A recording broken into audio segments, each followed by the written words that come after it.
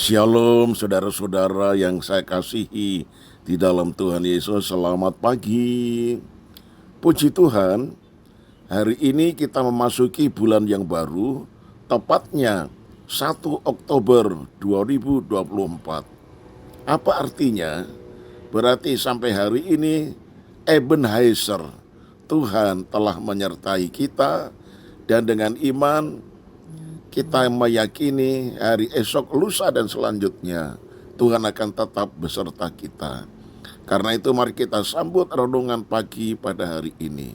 Tuhan, kami bersyukur menikmati bulan yang baru.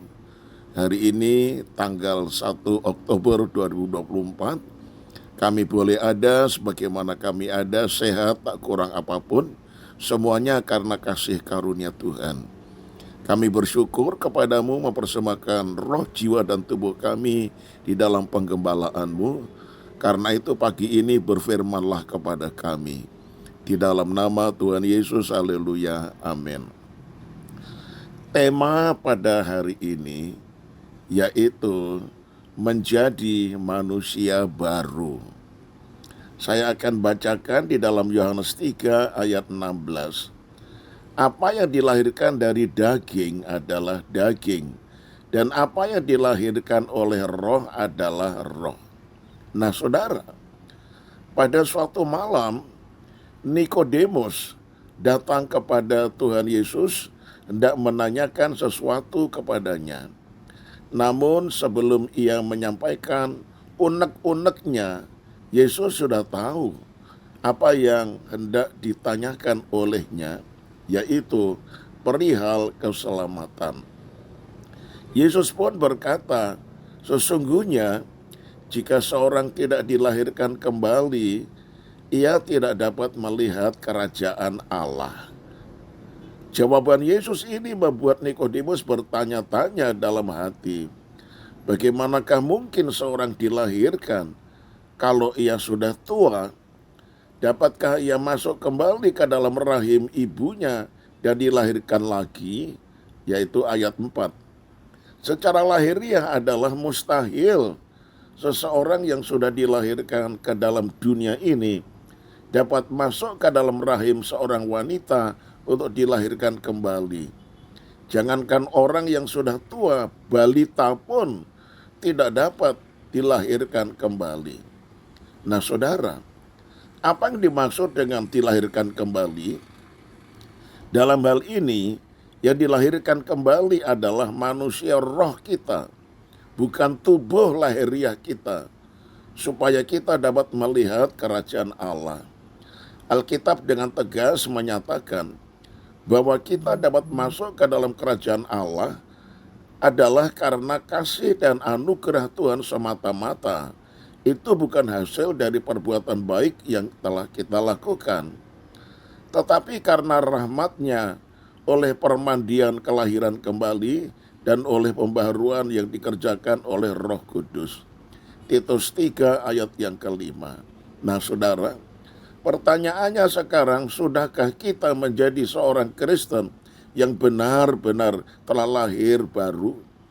Menjadi Kristen bertahun-tahun, rajin datang ke gereja setiap minggu, atau mungkin sudah terlibat dalam pelayanan, bukanlah suatu ukuran bahwa kita sudah lahir baru.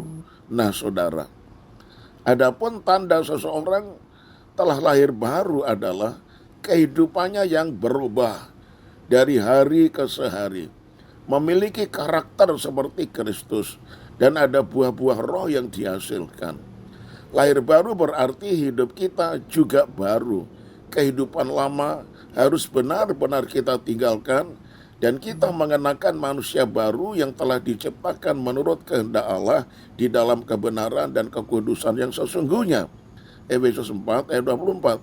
Sebab siapa yang ada di dalam Kristus, ia adalah ciptaan baru, yang lama sudah berlalu, sesungguhnya yang baru sudah datang. 2 Korintus 5 ayat 17. Saya tutup dengan kalimat ini saudara. Jadi lahir baru berarti tidak lagi hidup menurut daging, tapi dipimpinnya oleh Roh Kudus. Amin. Mari kita satu di dalam doa. Ya Tuhan, Terima kasih untuk firman-Mu yang benar-benar menasihati kami, supaya kami betul-betul lahir baru.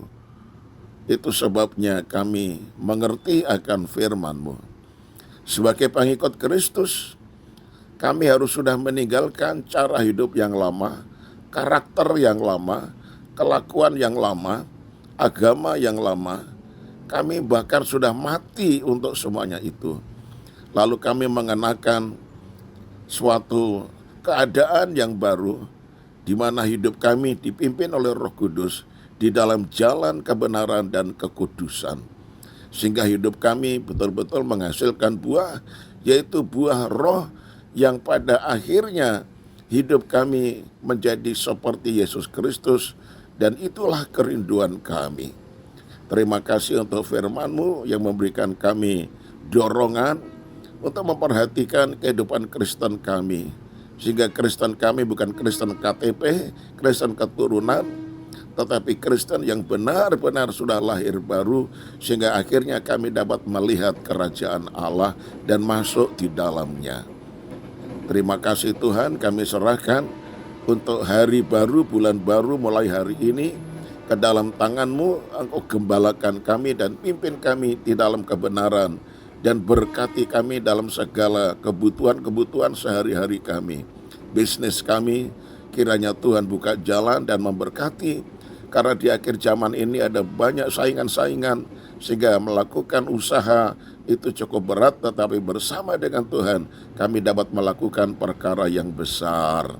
Anak-anak Tuhan yang masih sakit, Tuhan jamah berikan kekuatan iman untuk terus berharap kepada Tuhan, dan tidak mustahil Engkau menyembuhkannya. Inilah doa yang kami alaskan dalam nama Tuhan Yesus Kristus, Tuhan dan Juru Selamat kami.